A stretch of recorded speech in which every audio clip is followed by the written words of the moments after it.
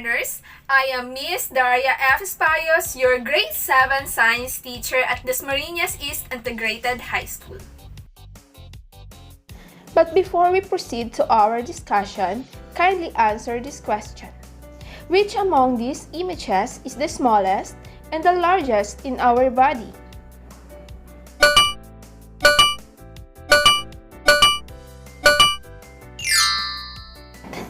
The smallest part of our body is the cell, while the largest is the digestive system.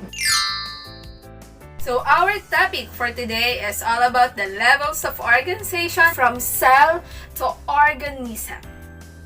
Are you ready to learn? Here are our environmental settings. Set your study area properly.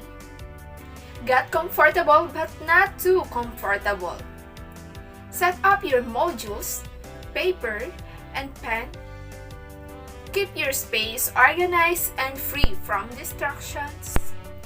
And lastly, prepare for human interruptions. Our most essential competency is: describe the different levels of biological organization from cell to biosphere. Here are our objectives for today. This lesson will help you To identify the levels of organization from cell to organism. and describe the different levels of organization from cell to biosphere. But before we proceed to our discussion, let's have a simple activity. Kindly prepare your ball pens and papers and jot down or write your answers. Here is the instruction. Arrange the following picture from smallest to largest.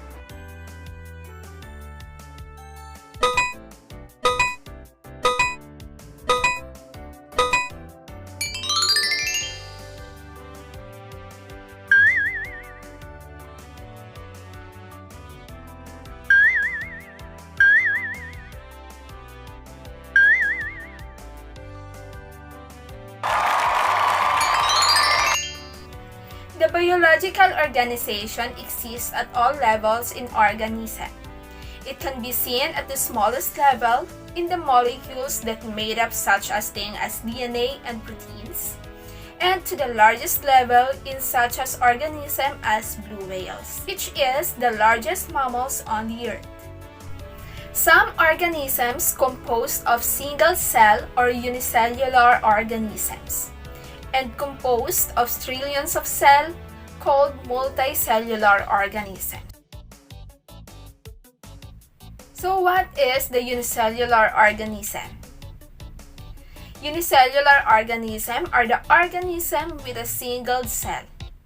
All characteristics of life such as reproduction, locomotion, metabolism, and respiration is carried out by these cells. And we must remember the majority of it are microscopic organisms.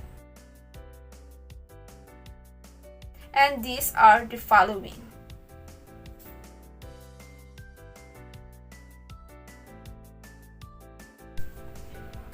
However, the multicellular organisms are the organisms that made up of more than one type of cell and have the specialized cells that are grouped together to carry out specific functions.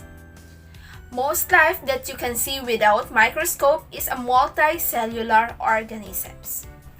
Unlike the unicellular organisms, the multicellular organisms would not survive as independent cell. The body of a multicellular organism such as the cat or a tree exhibits organization at several levels such as the cell, tissues, organ, and organ system. And let's discover the importance of each level. First is the cell.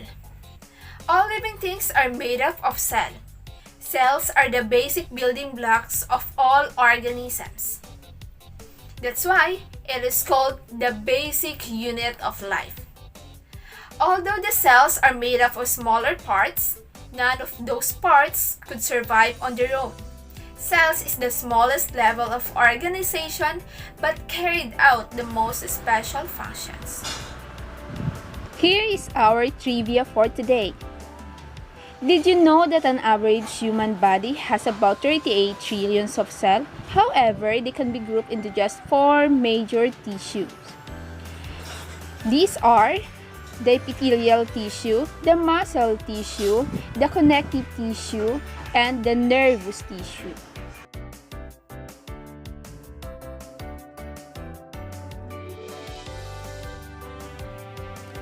A tissue is a group of connected cells that have similar functions. Many cells working together to form tissue. The cells involved are specialized to cooperate with each other to accomplish a common goal. There are many different types of tissues in both plants and animals.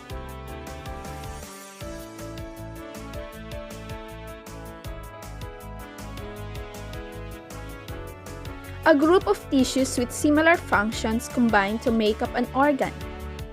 All animals contain organs. In fact, mammals have 5 vital organs that they cannot live without. These are the kidneys, lungs, liver, heart, and brain.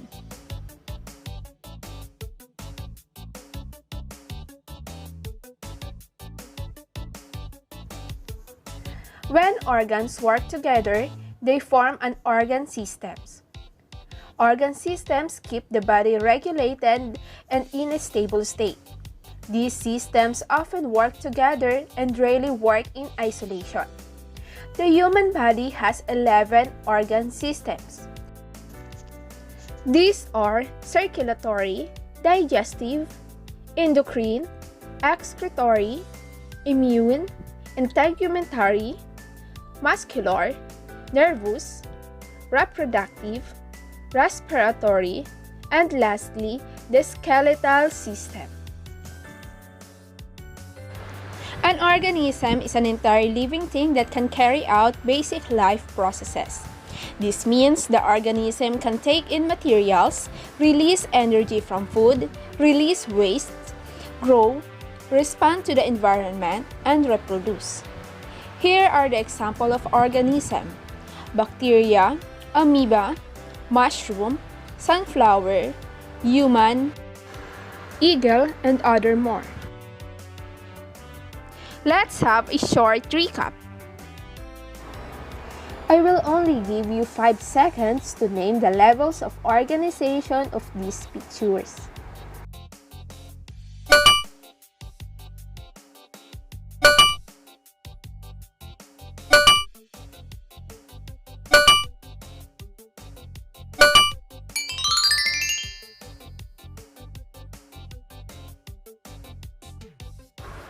What is a population? It is the group of organisms of one type that live in the same area.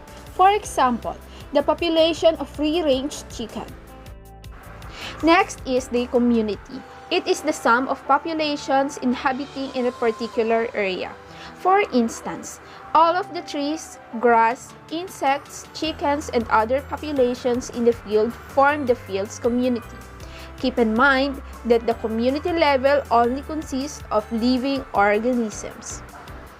Then the ecosystem. It is consists of all living things in a particular area together with the abiotic or non-living parts of the environment, such as the nitrogen in the soil, rainwater, stone, and other more.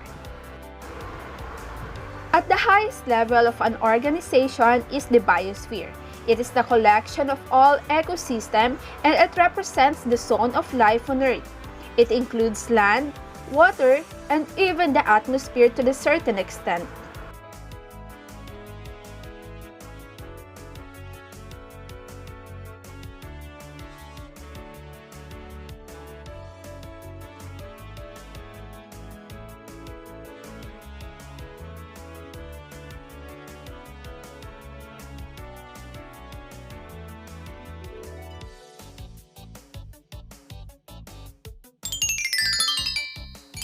I hope that you learned something new for today. Just keep in your mind that we need to follow the health safety protocols and able to protect ourselves tissues, organs, and organ system, and us as an organism.